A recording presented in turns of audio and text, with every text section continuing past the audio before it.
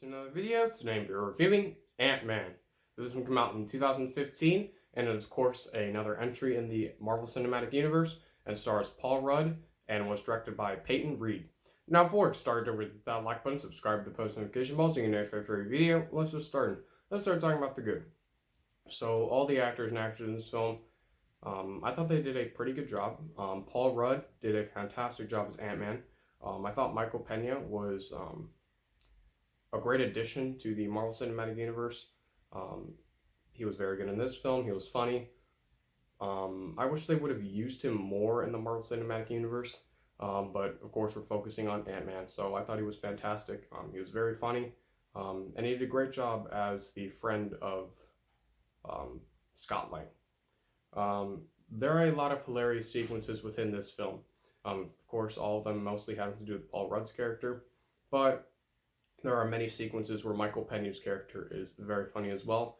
And of course, it's a Marvel film, so the comedy is 90% of the time placed very well in the film, and this film is no exception to that. I thought the comedy was fantastic. It was funny at times, and it was placed very well in the film. So I thought the comedy was very good. Well done. Yellow Jacket. Now, this villain, he's a villain. He is not one of the most memorable villains in the Marvel Cinematic Universe, but for the film that he was in, I thought he was a pretty good villain. Now, he wasn't really, well, I guess he did have some cool sequences where, he's,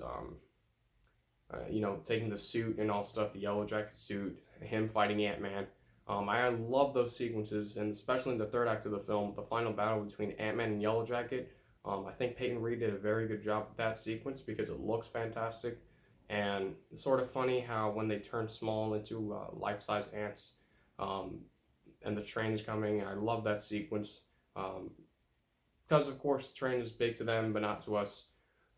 So I loved how Peyton Reed made the scale of the film big and small at certain sequences. Of course, big to an ant and small to a human, and I thought those sequences were fantastic.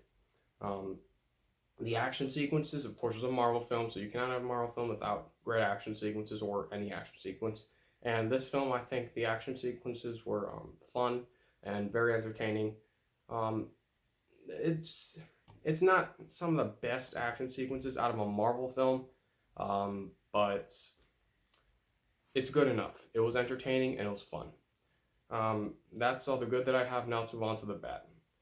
So, a lot of the sequences in this film feel a bit slow.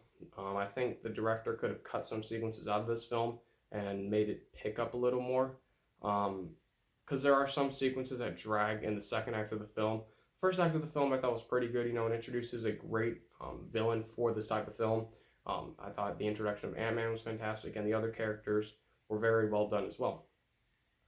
But some of the sequences in the third and the second act tend to be a little slow in this film, but that third act does pick up. But the second act, for me, I thought was just a little slow.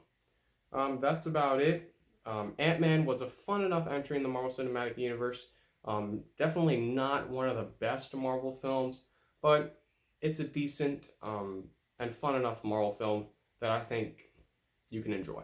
So I'm going to give Ant-Man a B.